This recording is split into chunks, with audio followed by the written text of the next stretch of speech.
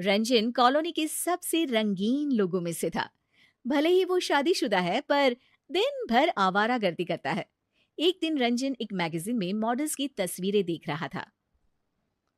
हाय, अगर तुम मिल जाओ अपनी वाली को छोड़ देंगे हम, कसम से। तभी घर की घंटी बजती है। कौन है? इतनी सुंदर लड़की देख रहा हूँ और घंटी बजाने से इनको फुर्सत नहीं है। लेकिन जब रंजन ने दरवाजा खोला तो जैसे जादू हो गया। उसके सामने वही मैगजीन वाली मॉडल खड़ी थी। हाय, मुझे पता होता कि भगवान इतनी जल्दी सुनता है तो कुछ पैसे भी मांग लेता। हम्म, ये आप क्या बोल रहे हो? अरे मैंने आपकी जैसी एक लड़की मैगजीन में अभी देखी, कसम से। वो मैं ही हूँ, आपकी नई पड़ोसन। अरे वाह जी वाह, इस रंजन का तो मनोरंजन हो जाएगा अब, कसम से। आप ना बड़े मजाकिया हैं। वैसे मुझे कुछ चाहिए आपसे। अरे आप कुछ भी ले सकती हैं, बताइए तो। अभी तो बस शक्कर। मेरे पति घर पर नहीं है तो शक्कर मिल नहीं रही। सब उनको ही पता होता है। अरे आप कहो तो पूरी चाय बना कर ले आऊं आपके लिए, कसम से। नहीं नहीं, अभी तो शक्कर ही काफी है।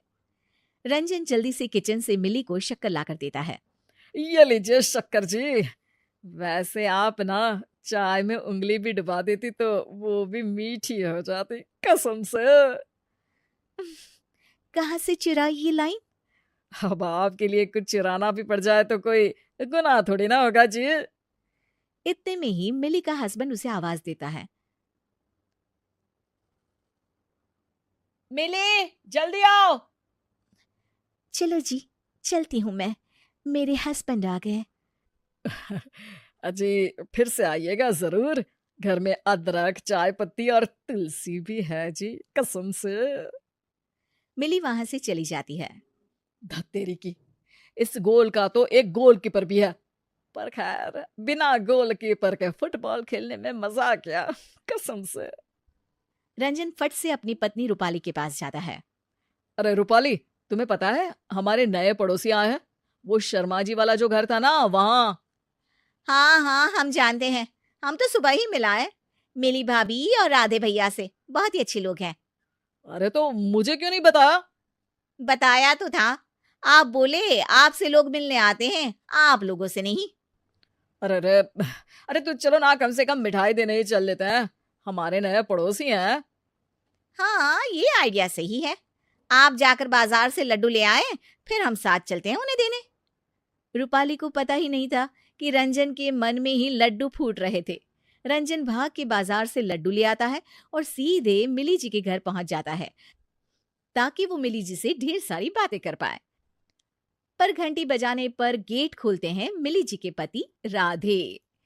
रंजन का धक धक करता दिल जैसे एकदम से बैठ गया।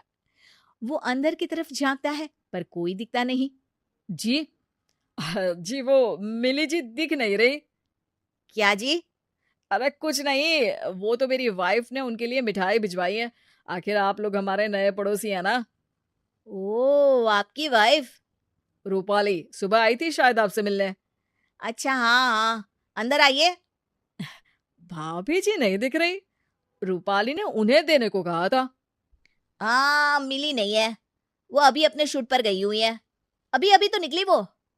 आप चाय कॉफी कुछ लेंगे? मैं वैसे दोनों ही बहुत अच्छा बनाता हूँ। नहीं नहीं, बस मुझे काम है, चलता हूँ मैं। रंजन की उम्मीद अभी तक टूटी नहीं थी। उसने मिठाई के डिब्बे में एक चिट्ठी छिपा दी थी, जो कि सिर्फ मिली जी के लिए थी। पर इधर जब राधे डिब्बा खोलता है मिठाई खाने के लिए, तो उन्हें लगता है कि रूपाली जी ने उनके लिए ही चिट्ठी लिखी है। चिट्ठी में लिखा था, आप हमें बहुत पसंद आए। हमारी बचपन से ही इच्छा थी आप जैसे किसी व्यक्ति से मिलने की। आज वो इच्छा पूरी हो गई।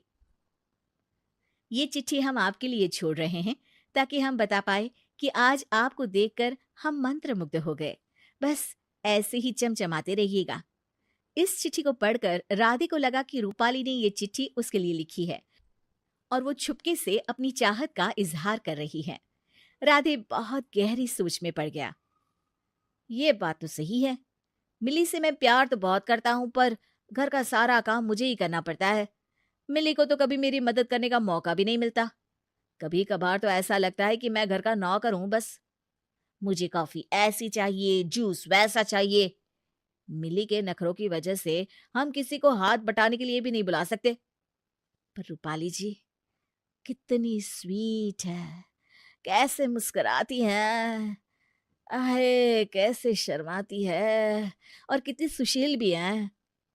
राधे बहुत ज्यादा रिसर्च करने के बाद अगले दिन एक मिठाई का डब्बा खुद खरीदता है और जाकर रंजन के घर दे आता है।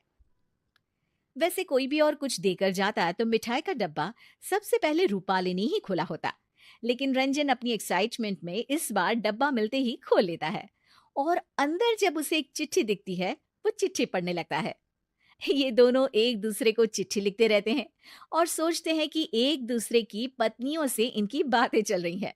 इसी बीच ये फैसला लिया जाता है कि अगले संडे दोनों एक दूसरे से मिलेंगे। रंजन राधे को कुछ लाल पहनने को बोलता है और राधे रंजन को कुछ काला। सुनो, मेरी एक मीटिंग है, आता हूं मैं। हे, थोड़ा किचन के काम से बाहर जा रहा हूँ, सी यू शाम को। संडे आ जाता है और राधे लाल शर्ट पहनकर फूल लेकर पास ही के बगीचे में सबसे कोने वाले पेड़ के नीचे खड़ा हो जाता है।